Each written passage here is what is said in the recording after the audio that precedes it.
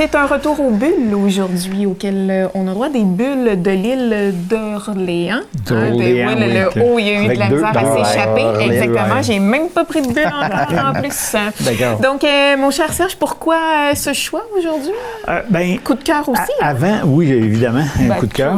Mais juste avant de parler du vignoble, il y a une raison, d'ailleurs, pourquoi ce vignoble-là s'appelle Île de Bacchus. Oui. C'est que Jacques Cartier, on n'était pas là, ni une ni l'autre, ni une ni l'autre, en 1535, quand il a fait son voyage inaugural, il note dans son cahier de voyage qu'il y a une île sur laquelle il y a des vignes sauvages qui poussent. Et puis, il la baptise Île de Bacchus. Okay. Maintenant, cette même île-là est l'île d'Orléans, mais le vignoble Île de Bacchus a gardé ce nom-là parce que, comme on peut voir sur l'image, on voit une petite plaque sur la maison. Ça, c'est la maison et le chai des propriétaires. Mais la plaque en question, ça illustre l'arrivée des filles du roi à l'île d'Orléans en 1666. Ça fait beaucoup de 6, là. C'est c'est pas pire la prononciation. Hein? Et puis, les premières filles du roi sont arrivées là, entre autres, dans cette résidence-là, ou tout proche. Et puis, d'ailleurs, sur la plaque, on dit que André, une fille, Remondière, arrive en 1666 et épouse Thomas Rondeau. Et ils ont eu ensemble 14 enfants. Donc, ça aidait à peupler, qui était le but premier des filles du roi, à peupler la colonie. Donc, elle a très bien fait son travail, Mme Remondière. Mission accomplie. Oui, effectivement, mission accomplie, en effet. Et puis, juste à côté, quand on voit sur l'autre, c'est ça, l'autre photo, c'est leur bistrot et la boutique maintenant. C'est coquet. Oui, c'est coquet. C'est une belle puis, vue. Je t'allais remarquer, le toit est à refaire, c'est parce que c'est en bardeau de cèdre et c'est seulement que des artisans spécialisés dans ça qui peuvent refaire ça selon les techniques d'antan. Donc, c'est vraiment, ça doit coûter un petit peu cher. Mais anyway. Et aussi, pourquoi j'ai choisi ce vignoble-là, c'est que depuis 2016, il est la propriété de Carole Primo et de Steve Boyer, deux anciens résidents de Mercier. Ouais. Donc, ils ont décidé... de quitter pour... Oui, exactement, de s'expatrier. Là, on voit la une barre d'en face, là, malheureusement pour elle. Mais c'est Carole avec moi lors d'une visite. Quand on la voit, elle est collée en un morceau. C'est ça, elle est en un seul morceau. Exact. Et puis, c'est vraiment un endroit magnifique. Le côté coup de cœur, évidemment, Carole, je la connais bien parce qu'elle est d'abord elle est sympathique, mais aussi elle a été une de mes anciennes cadettes, là, historiquement. Il y a une belle histoire derrière ça. Et puis, quand on va chez eux en été, on peut aller s'asseoir sur la terrasse à l'arrière qui donne une magnifique vue sur la côte de Beaupré de l'autre côté. C'est magnifique. Je suis allé l'été passé. Oui, hein? C'est vraiment très belle vue. Très belle vue. Mathieu, vraiment formidable. Le même travail que toi l'été. Oui, exactement. Cours après les visites des vignobles, ben oui. Mais j'essaie de te rattraper, là. Je t'attends. OK. Je demande, avez-vous Serge? J'en ai plus de 50 de fait. Et donc, puisque Mathieu, on sait qu'il aime beaucoup le vin, je vais lui laisser la chance d'ouvrir la bouteille.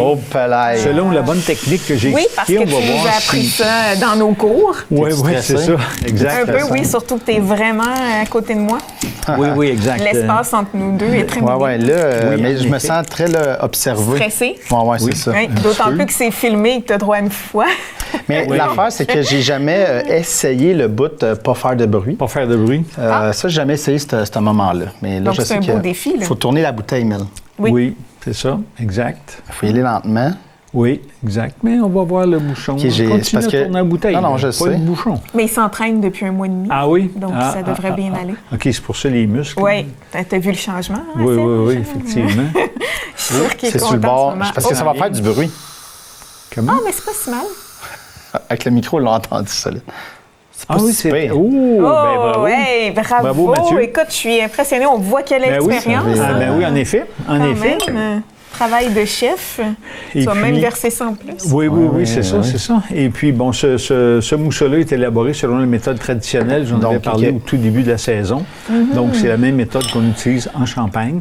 Mais comme on est au Québec, on ne peut pas appeler ça champagne. Oui. C'est donc la méthode traditionnelle qu'on doit utiliser. Mais on peut voir, juste en le versant, les belles bulles qui sont présentes, sont nombreuses, sont fines aussi. Et puis, c'est un assemblage de deux cépages typiquement implantés au Québec, soit Vidal et Gaïjanam. Puis si on regarde ici, non, juste avant, je ne sais pas si tu peux revenir, oui, avec, disons qu'on prend le mousseux assis. La vue, là, ouais, c'est ça. C'est ça, avec la vue sur la côte de Beaupré, vraiment extraordinaire. Ouais, c'est ça. Vraiment extraordinaire. Mais moi, quand je suis allé, c'était une des journées les plus chaudes. Ah oui? C'était en plein soleil, fait que le monde voulait aller. Il y a une place comme plus en dedans, là. Oui, c'est ça. Tout le monde voulait être là. Évidemment. Mais non, mais c'est magnifique. Ah oui, c'est vraiment formidable comme place. Puis l'accueil est vraiment très agréable. Donc, au nez, un petit côté floral intéressant, hein? Petit côté fruit, peut-être un peu d'agrumes, quelque chose. Oui, il y a quelque chose d'un peu acide. Vraiment quelque chose d'intéressant, oui. Ça sent les bulles. Je trouve ça sent les bulles, c'est vraiment agréable. Puis là, on en prend une petite gorgée. Ah ouais, pour voir si ça goûte les agrumes et les fleurs. Et si ça goûte les bulles. Oh.